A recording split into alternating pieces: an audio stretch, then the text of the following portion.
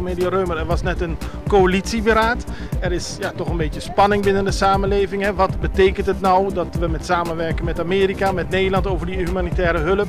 We hoorden van Den Haag dat er Curaçao gaat samenwerken. Hoe zit het nou precies? Curaçao is een autonoom land en heeft besloten mee te werken met de condities dat we geen militairen willen zien, dat de hulp civiel moet zijn voor organisaties of landen. Wij zijn bereid de goederen alvast hier te zetten en ze te beheren, maar die goederen kunnen eerst naar Venezuela wanneer er een menselijk corridor is geopend.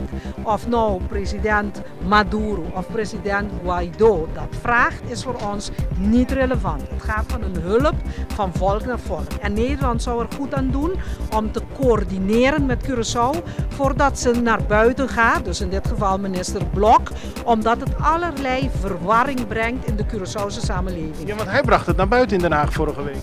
Juist, wij hadden voordien al aangekondigd willing te zijn om ondersteuning te geven op humanitaire basis.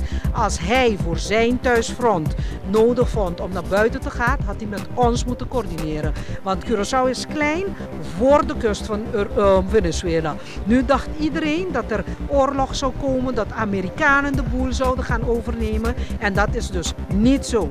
Curaçao is een autonoom land. We hebben onze condities gesteld. Wij beheren whatever stroom er komt. Wij willen geen militairen zien. De Forward Operating Location is voor gevecht tegen drugs, mag niet gebruikt worden. En er moet een corridor worden geopend voor menselijke hulpverlening als het vanuit Curaçao naar Venezuela gaat. Dat zijn onze condities en daar staan wij op. Niet Den Haag, niet Washington kan ons dwingen tot een andere manier. Nee, want er is geen oorlog. Wij willen ook geen oorlog. Dus de minister van Defensie is niet actief in deze. De minister van Buitenlandse Zaken heeft alleen het buitenlandcomponent te doen.